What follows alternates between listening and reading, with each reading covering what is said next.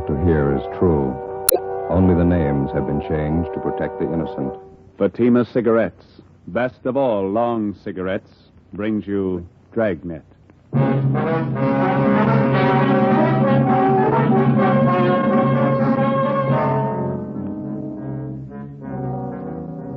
You're a detective sergeant.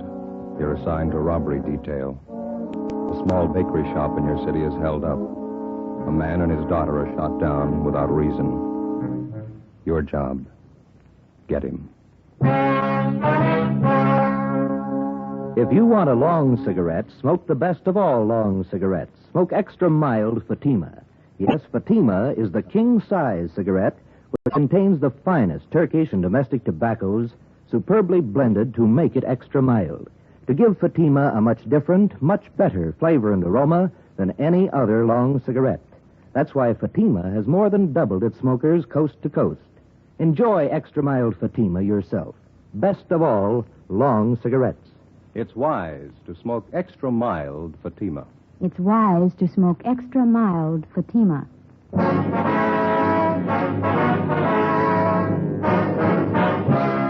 Dragnet, the documented drama of an actual crime. For the next 30 minutes, in cooperation with the Los Angeles Police Department, you will travel step by step on the side of the law through an actual case from official police files. From beginning to end, from crime to punishment, Dragnet is the story of your police force in action. It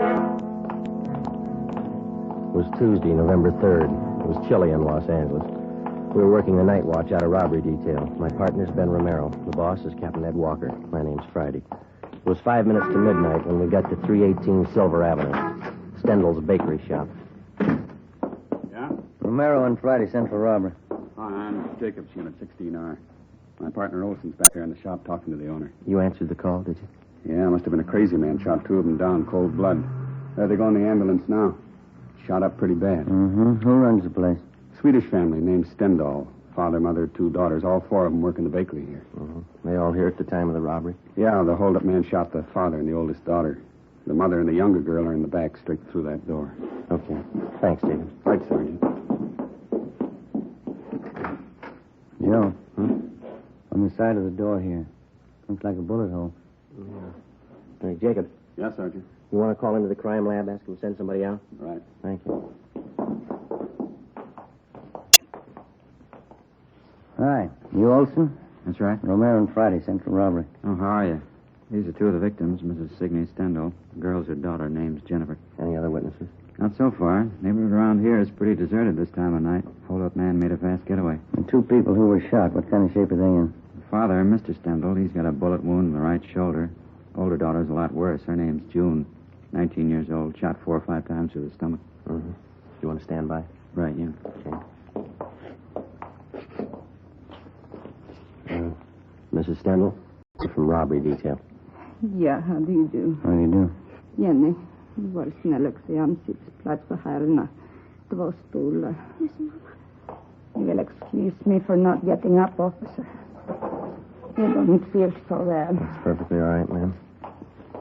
Chair for you, officer. Oh, thank you. I get it. Thank you very much. You and your daughter here were in the front of the bakery shop at the time of the robbery. Is that right, Miss Stendal? No. Jenny was back here with her father. That's Lars, my husband. Uni and I were in the shop in front. Oh, who were you with, ma'am? Uni and I. Joe? Mama means June, my older sister. She calls her June. Yeah, Uni. Oh, yeah. Huh? You mind telling us what happened? Well, Uni and I was scrubbing the floor of the shop. Every Tuesday night we scrubbed the floor of the shop. Then this man came in and pointed a gun. He wanted our money. About what time did he come in? 11:15, 11:20. I don't remember for certain. He wanted our money and I gave it to him. How much was that, ma'am? Jenny, du vet. Hur mycket pengar var det kassan? $24. $24. Just the paper money.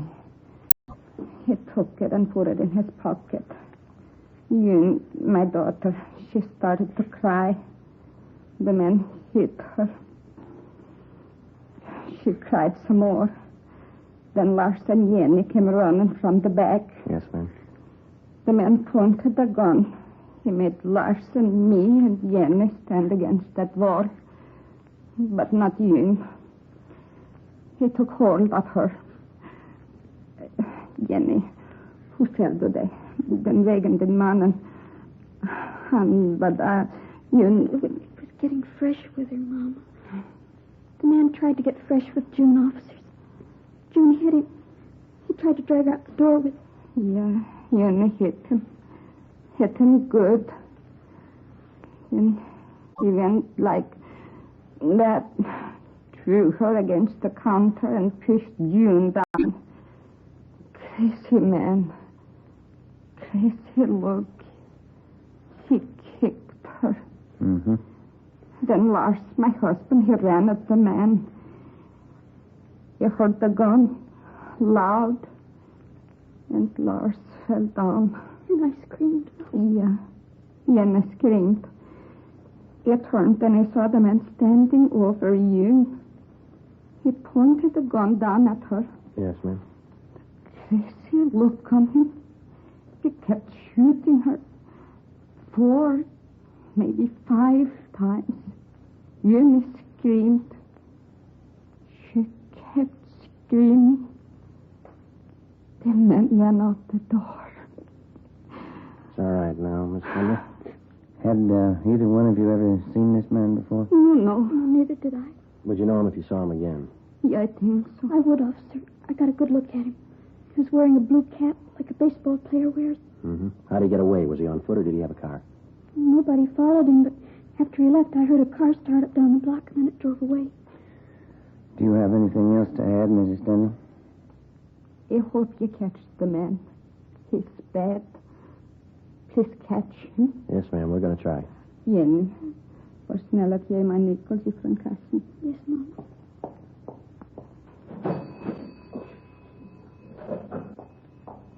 Here, Mama. Here, officer. When you find the man, please call me. You keep the nickels. We'll call you. Before we left the scene of the robbery and shooting, Mrs. Stendhal and her daughter gave us their description of the hold-up man, together with the clothing he wore. The suspect had no outstanding physical characteristics that they'd noticed. The only thing unusual about his clothing was that he wore what appeared to be a baseball cap at the time of the hold-up. She described the cap as light blue with a visor. Together with Officers Bechtel and Lopez from Central Robbery, we canvassed the immediate neighborhood for other possible witnesses. We found none. The next morning, we went out to the hospital. The condition of the older daughter, June, was critical. We interviewed the father. He could tell us nothing. At 10 a.m., Mrs. Stendhal and her younger girl, Jenny, were brought to the office, and we started them looking through mug books of parolees previously convicted of armed robbery. Within 2 hours, both of them positively identified the picture of a recent San Quentin release as that of the hold-up man. His name was Harold Best. We started a quick rundown. You pulled the package on? Yeah, here's the dope. Harold Best. Alias Harold Norris, alias Harold Thompson, alias Tom Norris. One term for armed robbery in Q. Got out 4 months ago. Ammo and description both match. How about the ex-con files? You checking? He's registered. Did you get a hold of his parole officer? Yeah, 2440 Excelsior Avenue is rooming house. Well, that checks with the ex-con files. Parole officer says Best went to work 2 weeks ago at a filling station over on Vermont. Yeah? Doesn't seem to be able to hold a job. Quarrelsome, ran himself into debt. I got it. Robbery, Romero. Yeah, right. That's all, huh? Yeah. Right, bye. Ray Pink at the crime lab. They checked the slugs taken from the 2 victims. Yeah? They came from a .32 caliber revolver. Probably a Colt. Mm-hmm. Anything else? That's it. Not too bad a start. We've had worse. Yeah. Maybe we can make that phone call pretty quick. 2 p.m. Wednesday. Ben and I drove out to his rooming house at 2440 Excelsior Avenue, and we found that Herbert Best was still living there. We had the landlady show us his room. Besides the usual personal belongings, we came across nothing of consequence. After questioning the landlady, we drove to the service station on Vermont Avenue, where Best was supposed to be employed.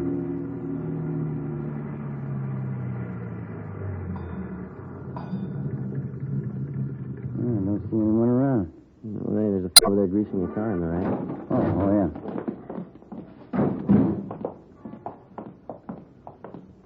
That looks like Best. Mm-hmm. Hey, fella. You. Yeah? Can you tell us if there's a Herbert Best working here?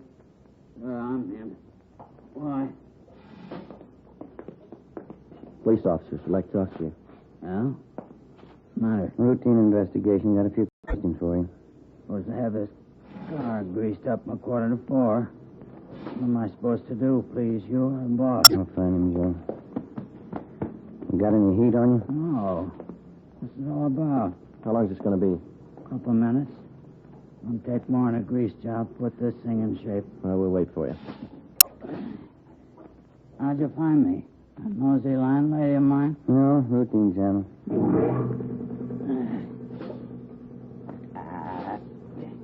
Every fettin' on this trap was closed. Piece of junk. Well, what's it all about? Got a few things to straighten out, Best. How long you been working here? You didn't drive out here for that. That's not your game. What's the pitch? Routine investigation. We'd like to know where you've been spending your nights. For instance? Sunday night? Where were you? Well, I don't know. I went to a show. Yeah, I saw a Mickey Rooney picture. Where?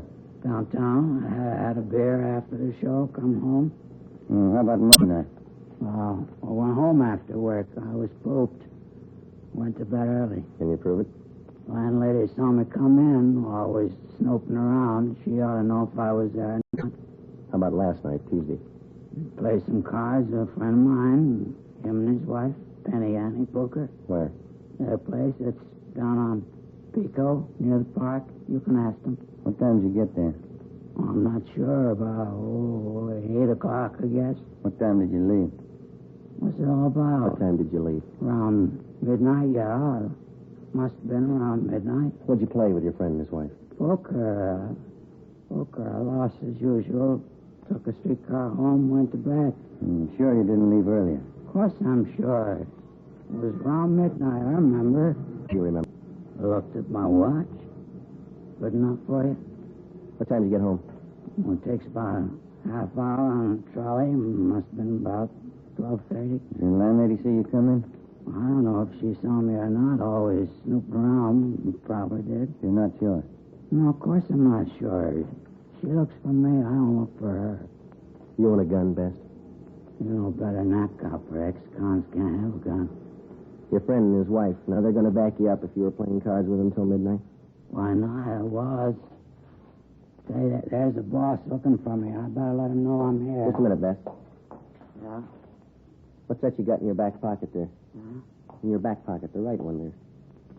Oh, this? Yeah. Baseball cap. Why?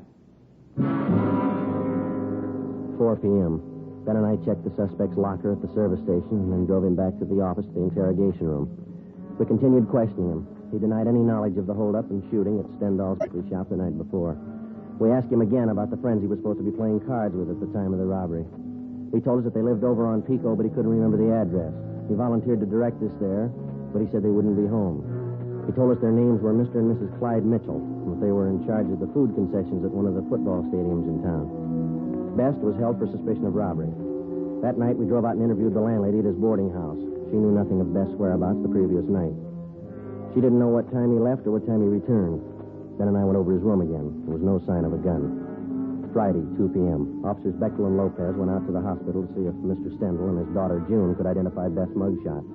Ben and I drove out to the stadium to locate Mr. and Mrs. Clyde Mitchell. There was a high school football game going on. High school kids sure have a lot of fun nowadays.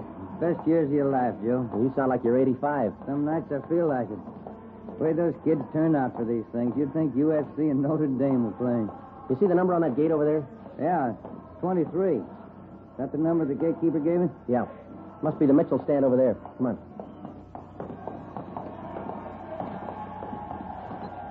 Oh, miss, can you tell us where to find Mr. and Ms. Mitchell? Yeah, around back to the stand. You knock on the door. Thank you. Yeah, come on in. You Ms. Mitchell? That's all right. What is it? Police officers. Like to talk to you if you have a few minutes. All right, I'm having a bite of lunch, but come on in. Shut the door. Yes, ma'am. Thank you. Well, the food business, you never get a chance to feed yourself. Yes, ma'am. Hey, you care for some of these? New kind of potato chips. Revolutionary, it says. Oh? Mother Thompson's puff chips, flavored. Got all kinds, see? These here are a combination, see, garlic and eggplant. It tastes different. Have some? No, thank you. I would. Thank you. See, we're inquiring about a friend of yours, Miss Mitchell. Maybe you can tell us something about him. Oh, who's that? Man by the name of Herbert Best. Herb? Yeah, old-time friend of my husband's. What do you want to know? See him quite often, do you, Miss Mitchell? Once, twice a month. Clyde and I play cards or go out bowling with him. Herb's pretty good company. When's the last time you saw him? Early this week, Tuesday, I think it was. Sure it was Tuesday. Yeah. It was. We played cards twice. At your place? That's right, a little poker. Clyde and Herb and me. What time did Best get to your place, Miss Mitchell? Right after I finished up with the dinner dishes, around 7:45, I'd say. How long did he stay? A couple hours. We sat around, had a few drinks, played poker, nickel limit. What time did he leave? Do you remember that? A little before 10, I think. I'm sure that man is important. Sure as I can be. Must have left before 10 because Clyde and I listened to the 10 o'clock news alone. Then we went to bed right after. Your friend Best tells us he didn't leave your place until midnight. Oh, that's not right. I must be mixed up. He left before 10, I'm sure of that. All right, Miss Mitchell. Thank you. I hope I haven't said anything I shouldn't have. I know Herb's next con. Yeah, He likes to gamble. You're not checking up on him for Tuesday night, are you? that's right. You playing too much poker? We're not playing enough. 3:30 p.m. We located Mr. Mitchell, corroborated his wife's story, and then we went back to the city hall. Officers Bechtel and Lopez were waiting for us. They told us that they had seen Mr. Stendhal and his daughter, June, at the hospital. Both of them had identified Herbert Best's mugshot as that of the holdup man. At a show-up, Mrs. Stendhal and her daughter identified Best. We checked auto records for all stolen cars that might tie in. There were none. We then started to work on the theory that he had taken a bus from his friend's place where he had been playing cards at the Stendhal Bakery where the shooting took place. Lopez and Bechtel rode the bus over the same route. It took 43 minutes. Plenty of time for Best to have gotten from one place to the other, even on a slow run. We interviewed the bus driver who'd been on duty that particular line Tuesday night between 10 p.m. and midnight. He identified Best as one of his passengers, but he didn't remember where he got off. The next morning, Ben and I met with Ed Walker, captain of robbery. Hi. How'd you make out? Just saw the deputy DA and laid out the case for him. Yeah? We got the complaint. He'll be arraigned this afternoon. How strong a case you got? Well, each one of the Stendhal family identified Best. His alibi didn't stand up for Tuesday night. Then we got that bus driver. He tapped Best, too. And that blue baseball cap. All we need now is the hold-up gun. I hate to spoil it for you. This letter just came through in the mail. Have a look. Thanks. What do you think? I read in the paper this morning about Herbert Best. You got the wrong guy. I'm the one who held up that bakery. Every detail about that robbery is written down in that letter. The information wasn't in the newspaper story. Nobody else but the hold-up man would know all those details. Yeah, wait a minute, listen to this. Yeah. If you don't believe I'm the right man, I'll shoot up a couple of more jerks. Next time, I'll kill him. No crank letter. No, it isn't. You got the wrong man.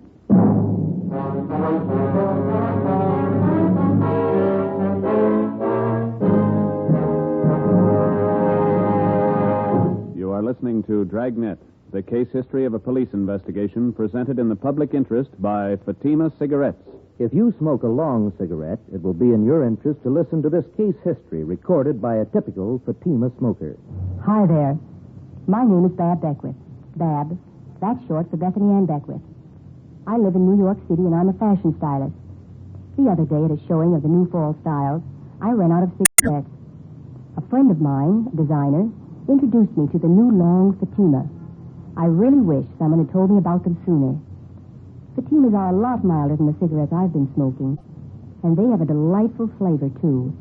I'm very glad to recommend them to you, because I know from experience it's wise to smoke extra mild Fatimas. And more smokers every day are finding that out. Actual figures show extra mild Fatima has more than doubled its smokers coast to coast. So enjoy extra mild Fatima yourself. The king-size cigarette, which contains the finest Turkish and domestic tobaccos, superbly blended to make it extra mild. You will prefer Fatima's much different, much better flavor and aroma. You will agree. It's wise to smoke extra mild Fatima. It's wise to smoke extra mild Fatima. The best of all long cigarettes.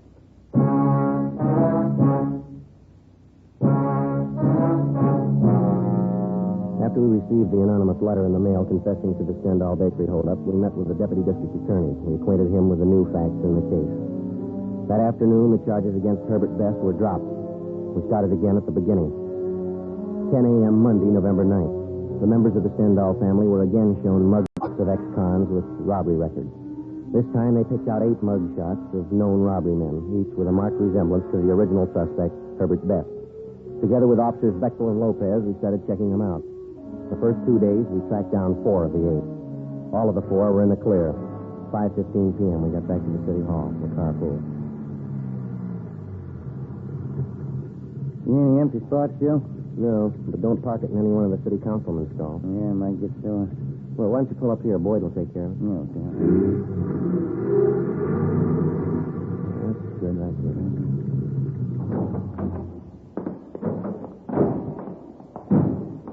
Doggone it, I knew there's something I forgot to do. What's that? Oh, they had an underwear sale today. That place down in South Fig, shorts, T-shirts.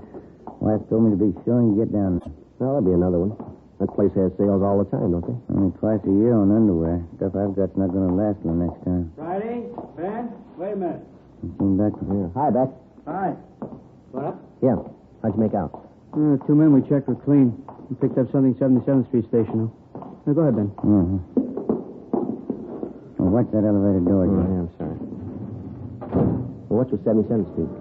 Oh, a couple of men in traffic out there covered an accident this afternoon. 91st and Central, hit and run. So? One of our traffic cars saw the collision, took out after the guy. Chased him 10 blocks. Mm-hmm. While they were chasing him, they thought they saw the driver throw something out of the car window. Yeah, what? I'm coming to that. When they finally pulled the car over, gray coupe, the driver told him his shoulder was wrenched in the accident. He was on his way to his own doctor. Mm-hmm. Our men took him to 77th Street, had the doc there look at him. Yeah. Well, the doc was treating the guy. Only one of the officers was in the room. Mm-hmm. When he turned to get a drink of water, the suspect slugged him, then the doctor. Jumped out of the window, got away. Teletype's out on him. He went to an awful lot of trouble to beat a traffic rap. Yeah, that's the way to impress the boys out there. They got out of broadcasting the guy, went back to the spot where they thought they saw the guy toss this thing out of his car when they were chasing him. Did it pay off? They found a .32 Colt revolver. Russ Camp's checking it now in the crime lab. What did they say the man looked like? Description measures pretty close to our holdup guy. I'll get it. Robbery Friday. Yeah, just a minute. You bet. Thanks. Yeah. Oh, yeah, Russ. Yeah. Okay, fine, right. Russ Camp checked the .32 revolver with the slugs in the Stendhal case. Yeah. Positive make. The gray coupe, which the unidentified suspect had been driving, had been checked out by traffic officers at 77th Street Division. They had found that the owner and driver of the car was a man named Bruno Stock, a 2-time loser with a page full of major and minor crimes to his credit. We checked his mama sheet, and we got out a broadcast on him in an APB. A stakeout had been placed at his last known address. We picked up a sandwich and a cup of coffee for dinner, and then we started checking out Bruno Stock's relatives and friends. By 6 o'clock the following night, we still had no idea where he was. A little after 9 p.m., we got a call from an informant who told us that a Tommy Josephson, a small-time thief and reputedly a friend of Bruno Stock's, wanted to talk to us. We found him in a small apartment over on West 6th. One thing I want to set you straight on. Bruno's no friend of mine. He's in on the heavy rackets. No heavy racket man's a friend of mine. All right, we got it. Now, where's Bruno? He came here tonight, 6:15. Moved right in on me. Didn't even ask me. What do you want with you? Now, remember, Bruno's no friend of mine. Yeah, we got that. Now, what do you want? A gun. He knew I had one. I keep it for self-protection. You can't trust these heavy men. Did you give him the gun? Give it to him. He took it. Shook me down like a rat. Made me go out and buy dinner for him. My own dough. Had to bring it back here from. Yeah. Bruno's no friend of mine. What he does with that gun is his grief. It's out of my hands. When did he leave here? An hour ago, I think. Maybe a little less. Shook me down like a rat. Real heavy guy. Where was Bruno going? I don't know. He's crazy. All them heavy guys are crazy. Talk like somebody with a paper head. Did he tell you where he was going? See a friend of his over in Dogtown. The guy runs a bowling alley. Bruno's going to borrow his car. What for? He's heavy, I tell you. Said he was going out on a heist tonight. Did he ever write you guys a letter? Why? Well, he told me he was going to prove what he wrote to you. Crazy. I didn't get it at all. Yeah. Said he was going out to kill a couple of jerks. 9:30 p.m. We got the address of the bowling alley run by Bruno Stock's friend, and we called the office. An alert for the suspect was broadcast immediately. Together with Gene Bechtel and Lopez, we drove to the bowling alley. Ben and I went in. Bechtel and Lopez covered the outside. Good crowd. I wonder where they do business. I don't see any cars. No, neither do I. Yeah, there it is. Way over in front. Oh, yeah. There's nobody behind the cash register. How about that fellow in the white T-shirt standing by the cigarette machine? Yeah, looks like he works here. Let's go. Joe, the guy with him. Just turned towards Bruno, come on. He sees us. He's going to the back. All right, you, let's hold it up. Come on. He ducked in there to the right, Joe. Down behind the alley. Hold it up, Stock. The window, Joe. Went right through it. Come on. Here. There he is. Get out. Joe! He's in there, back over the front. Right. Over the fence, Joe. There he is. All right, give it back. Yeah. Come on.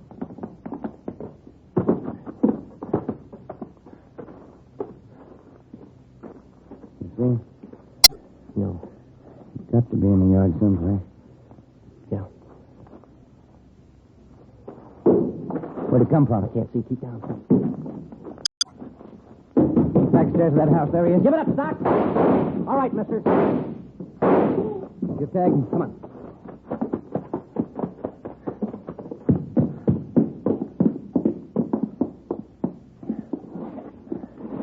What's it look like? Wait a minute.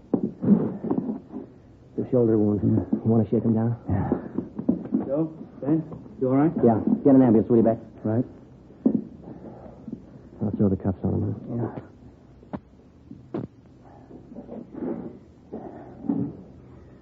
Well, that's it, Joe. Yeah. Where you going? I got a phone call to make.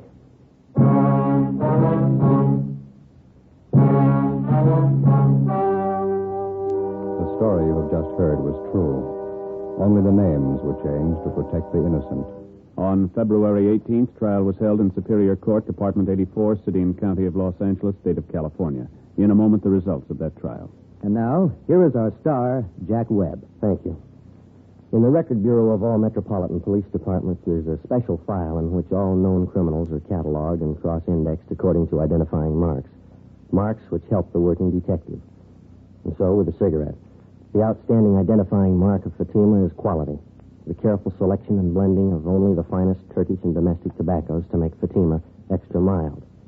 Now, if you're a long cigarette smoker, you'll find, like I did, that every pack is extra mild. You'll find it's the best of long cigarettes. Smoke Fatima.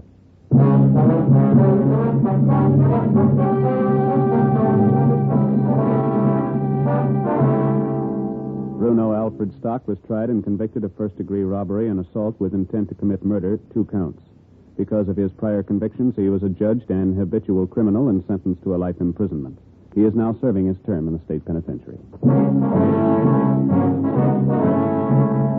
You have just heard Dragnet, a series of authentic cases from official files. Technical advice for Dragnet comes from the Office of Chief of Police W.H. Parker, Los Angeles Police Department. Fatima Cigarettes, the best of all long cigarettes, has brought you Dragnet from Los Angeles. Coming up, Duffy's Tavern. Next Tuesday, it's Fibber McGee on NBC.